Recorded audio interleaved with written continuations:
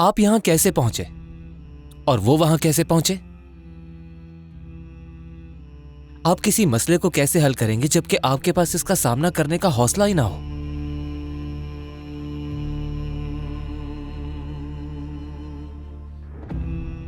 ایسا کیسے ہو سکتا ہے کہ دوسروں کو وہ نعمتیں حاصل ہیں جن کو آپ نے صحیح طریقے سے حاصل کرنا چاہا، جبکہ آپ کے پاس یہ سارے مسائل ہیں جن کا وعدہ تھا کہ وہ دعاؤں سے دور ہو جائیں گے؟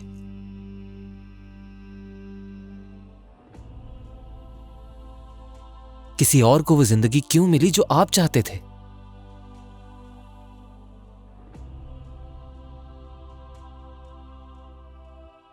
آپ کو ہمیشہ چھڑی کا چھوٹا سرا ہی کیوں ملتا ہے؟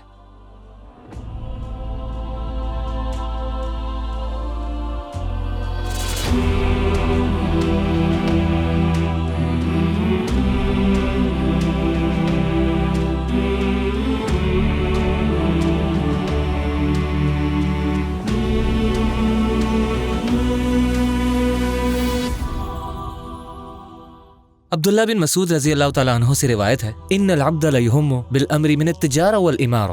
حتی ییسر لہ۔ اللہ سبحانہ وتعالیٰ کا بندہ اس دنیا کی دولت یا رتبے میں سے کچھ چاہ رہا ہوتا ہے اس وقت تک جب تک کہ اسے وہ فراہم نہ کر دیا جائے۔ پھر جب وہ نعمت اس کی طرف آ رہی ہوتی ہے، ینظر اللہ الیہ فیقول للملائکہ اصرفوہ عنہ، اللہ سبحانہ وتعالیٰ اسے دیکھتا ہے اور فرشتوں سے کہتا ہے اس نعمت کو اس سے دور کر دو۔ فإن یسرتہ لہ ادخلتہ النار، اگر میں اسے یہ نعمت دوں گا تو اسے جہنم میں ڈالنا پڑے گا، یعنی یہ نعمت اس کے لیے اس غفلت کا باعث بنے گی جو بالآخر اسے جہنم میں لے جائے گی۔ فیصرفہ عنہ، تو وہ اسے دور کر دیتا ہے۔ اب اس شخص کے ساتھ کیا ہوتا ہے؟ یغل یتطیر یقول سبقنی فلان دہانی فلان وما ہوا الا فضل اللہ عز وجل علیہ، لہٰذا وہ کہتا رہتا ہے وہ سب مجھ سے آگے نکل گئے، اس شخص کو وہ مقام یا مال مل گیا جو میں نے سوچا تھا کہ مجھے ملنے والا ہے۔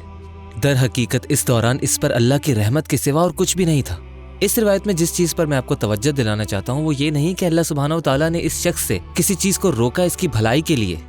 بلکہ اللہ سبحانہ وتعالیٰ ہی ہے جو اسے کسی اور کو دے رہا ہے اور آپ اسے کسی اور کو ملتے ہوئے دیکھ بھی رہے ہیں۔ اور آپ سوچنے لگیں کہ کیا کسی نے آپ کی قدر میں مداخلت کی ہے، یعنی کہ جو کچھ آپ کو ملنا تھا وہ کسی اور کو مل گیا۔ اور یہ خاص طور پر تکلیف دہ ہو جاتا ہے اگر دوسرا شخص وہ ہو جس نے آپ کو تکلیف پہنچائی۔ ایسا لگتا ہے کہ کوئی اور آپ کی زندگی گزار رہا ہے یا کوئی لطف اندوز ہو رہا ہے اس سے جو آپ نے کمایا ہو۔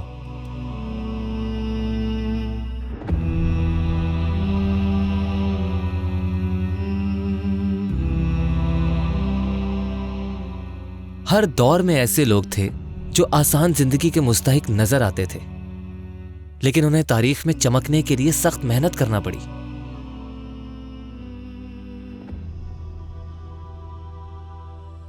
جبکہ دوسروں کو ان کی محنت کا پھل آسانی سے مل گیا اور وہ اپنے برے اخلاق کے باوجود بھی آرام سے زندگی گزارتے رہے۔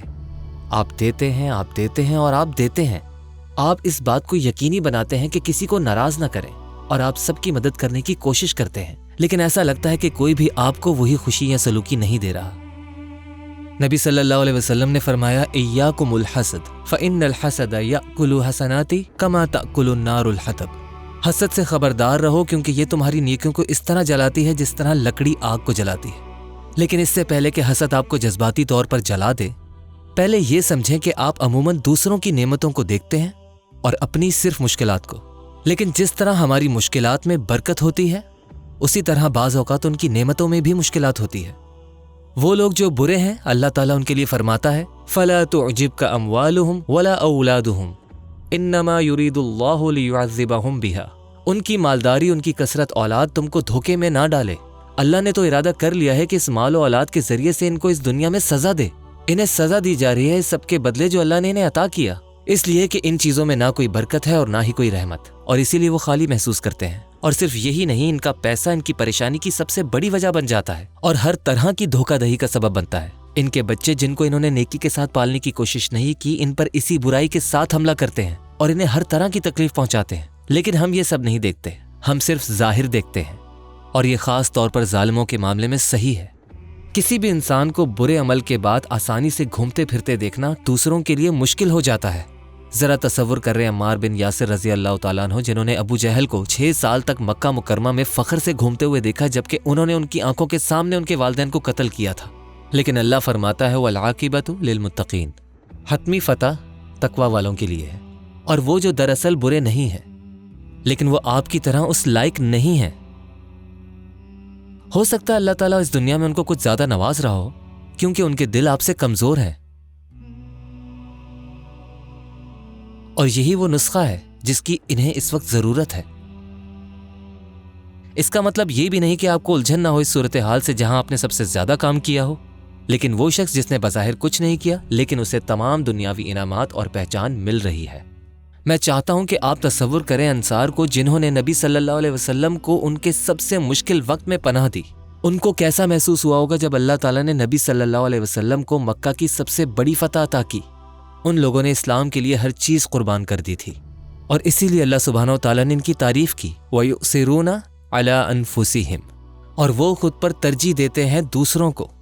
اور اب آپ اتنی جد و جہد کے بعد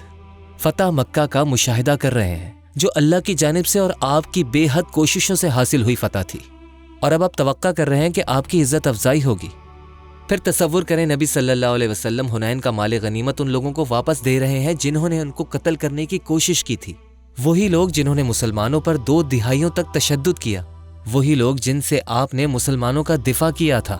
اور ان میں سے زیادہ تر فتح مکہ کے بعد مسلمان ہوئے تھے، اور اب وہ آپ کی کوششوں کا تمام مال غنیمت حاصل کر رہے ہیں۔ تو بالکل انصار دکھی تھے، اور انہیں خیال تھا کہ نبی صلی اللہ علیہ وسلم مکہ مکرمہ واپس لوٹ جائیں گے اور اب ہمیں بھول جائیں گے۔ لیکن نبی صلی اللہ علیہ وسلم نے انہیں بلایا اور فرمایا، کیا تم خوش نہیں اے انصار کہ یہ لوگ اپنا مال اور اپنے اونٹ لے کر گھروں کو لوٹ رہے ہیں، اور تم مدینہ واپس جا رہے ہو اور تمہارے ساتھ رسول صلی اللہ علیہ وسلم ہے۔ اور یہ ان سب کے لیے ہر چیز سے بڑھ کر اور قیمتی تھا، کیونکہ ان کے ذہن میں ایک خاص آخرت کی زندگی تھی جو ان کے لیے اس دنیا کی ہر قسم کی زندگی سے، ہر قسم کی نعمت سے کہیں زیادہ اہم تھی۔ لہٰذا وہ مال غنیمت نہ ملنے پر پرسکون تھے، کیونکہ جانتے تھے کہ نبی صلی اللہ علیہ وسلم ابھی بھی ان کے ساتھ ہیں اور جنت ابھی آگے ہے۔ عبادت ابن صامت رضی اللہ تعالیٰ عنہ نے اپنے بیٹے سے کہا، اے میرے بیٹے، تم کبھی بھی ایمان کی مٹھاس محسوس نہیں کر سکتے حتی تعلم انما اصابک لم یکن لیخطئک، جب تک جان نہ لو کہ جو تمہارے پاس ہے وہ کبھی تم سے چھوٹ نہیں سکتا، وانما اخطأک لم یکن یصیبک، اور جو تم سے چھوٹ گیا وہ کبھی تمہارے لیے تھا ہی نہیں۔ تو جیسے ابن القیم رحمہ اللہ فرماتے ہیں، لا بد من نفوذ القدر فاجنح للسلم، تقدیر نافذ ہو کے رہتی ہے تو اس سے صلح کر لو۔ ہمیں تمام طریقے سمجھ نہیں آتے جن سے قدر ہمارے حق میں کام کر رہی ہوتی ہے، اگرچہ ہمیں لگتا ہے کہ یہ کسی اور کے لیے ہے۔ ہم لوگوں کو دیکھتے ہیں اور دیکھتے ہیں دنیاوی اسباب، اور اسی سب میں الجھ کے رہ جاتے ہیں، اور ہم بھول جاتے ہیں کہ در حقیقت ہم چاہتے کیا تھے۔ آپ کی چاہت وہ خاص شخص تھا ہی نہیں، آپ محبت اور ساتھ چاہتے تھے، اور آپ نے سوچا کہ یہ اس شخص کے ساتھ حاصل ہو جائے گا۔ تو اللہ تعالیٰ سے مانگیں جو آپ چاہتے ہیں، لیکن اپنے آپ کو نئی راہوں کے لیے تیار رکھیں اور بھروسہ رکھیں اللہ تعالیٰ کی تدبیر پر۔ اور بعض اوقات اللہ تعالیٰ آپ کے لیے وہاں سے نعمتیں بھیجے گا جہاں سے آپ کو بالکل بھی توقع نہیں ہوگی۔ وَيَرْزُقُهُ مِنْ حَيْثُ لَا يَحْتَسِبُ، اور اسے ایسے راستے سے رزق دے گا جدھر سے اس کا گمان بھی نہ ہو۔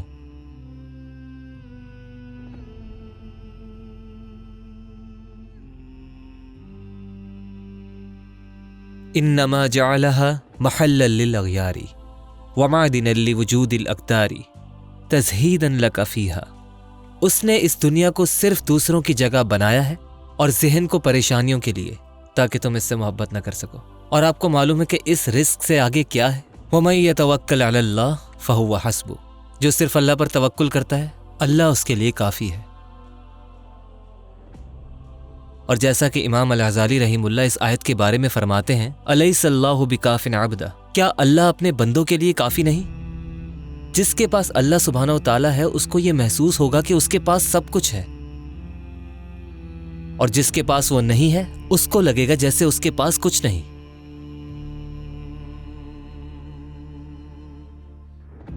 آپ کے پاس ابھی جو زندگی ہے مسجد میں، اپنے پڑھنے میں اور اپنی تلاوت میں، اپنی عبادات اور سننے میں، وہ کسی ایسے آدمی کی دلی تمنا ہے جو ابھی بھی خوشی کے اصل راز کی تلاش میں ہے۔ لیکن اب جیسے آپ اپنے اعمال پر گہرا جائزہ لے رہے ہیں، جیسے آپ اللہ کے فیصلوں پر راضی ہو رہے ہیں، ہو سکتا ہے آپ اپنے پچھلے گناہوں کو دوبارہ یاد کرنا شروع کر دیں جن سے آپ پہلے بے خبر تھے، خاص طور پر وہ جو آپ سے دوسروں کے خلاف سرزد ہوئے۔ قل لن يصيبنا إلا ما كتب الله لنا هو مولانا وعلى الله فليتوكل المؤمنون۔